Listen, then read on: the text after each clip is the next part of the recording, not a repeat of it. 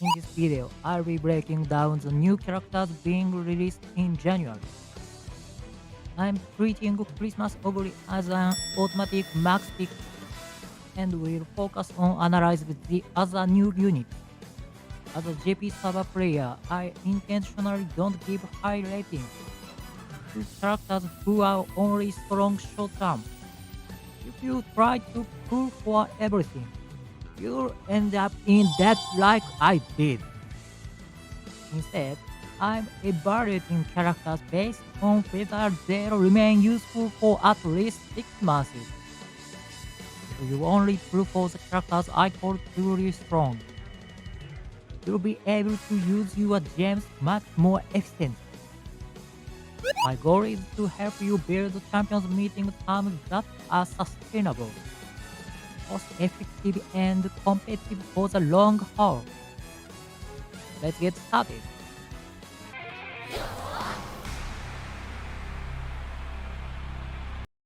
Let's dive into Tamamo Cross. Her unique skill is White Lightning coming through, and trust me, you are going to want to pay chase attention here, because this one pretty complex. If she's in 6th or 7th place during the final straight, she gets a speed boost of 0.35 for 5 seconds, plus an acceleration bump of 0.1. To put that perspective, that's like having two corner of culture skills stacked together. Now it also triggers when she's 2nd or 3rd place. Sounds pretty good so far, right? Well, here's where things get tricky, and this is a big problem. The skill completely fails to activate if she's in 3rd, 4th, or 5th position. Yeah, you heard that right. There's this button in the middle positions where nothing happens. To reliably trigger her unique skills, team composition must improve front runner or pace chasers to ensure proper positioning. For this Sagittarius Cup, her performance rating is limited. However, her overall character's value remains 80 points due to her exceptional inheritance skill potential. Even without using Tamamo directly, her inherited skill effect remains highly valuable, making her recommended acquisition. This demonstrates how late race skills activated as the position keep provides benefits exceeding their numerical value. Next up is Biwa Hayahide. Her unique skill is hold present from X.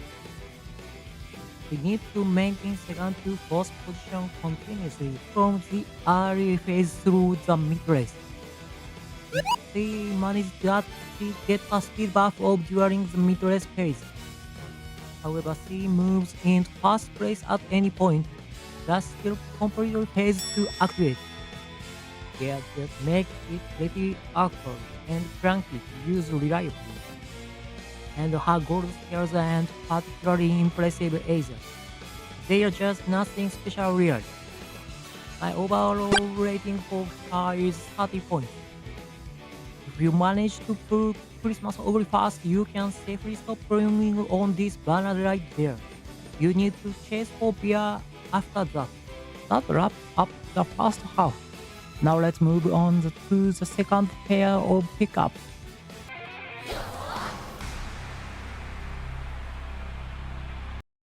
Number 3 is Tamamo Cross. Listen up everyone, you absolutely must pull for this character. I'm not exaggerating when I say you'll still be using her 3 years from now. She's that good. Her unique skill is Valkyrie of Blessings.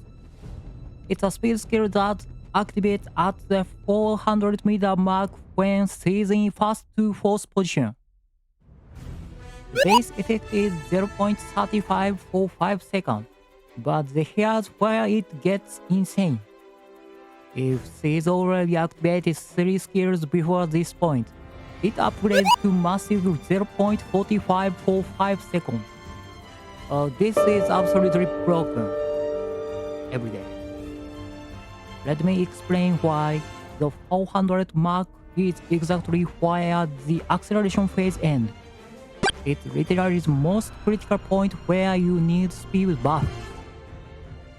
When this skill pops up at that exact moment, catching up in the final stretch becomes incredibly difficult for your opponents. For this arima, personally believe Opera might actually be the strongest character in the entire game.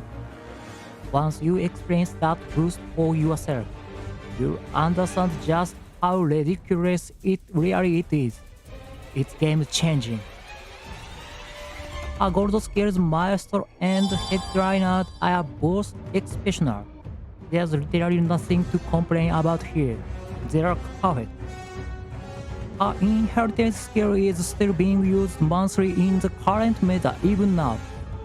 That's an absolutely insane value proposition.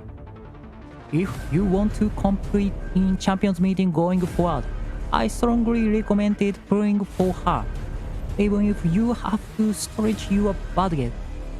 Perfect 100 points. What's up is Haru Urara. Due to her real-life story, both her unique skill and gold skills are quite modest in terms of performance. But you know what? When she first appeared in a pickup banner back in the day, I remember feeling genuinely happy just seeing her. It's less about raw power and more like a good luck charm. Having her in your roster just feels nice, you know? Finally, we have 5 motion. Her unique skill is called Fairy Tail. It activates in the later half of the race, when she's competing in 2nd to 4th position. She can't be in 1st place for it to trigger too. And the effect values aren't particularly outstanding either. Her gold skills are Speed Star and Determined Descent. Now, Determined Descent is actually her saving grace. It's an excellent acceleration skill on specific courses. So that's definitely her main weapon. My overall rating for her is 30 points. And that wraps up my January character evaluations.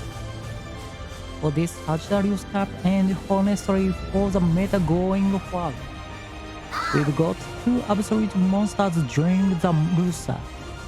Keep your eyes on them, everyone. If you have any questions, feel free to drop them in the comment below. I'll see you in the next video.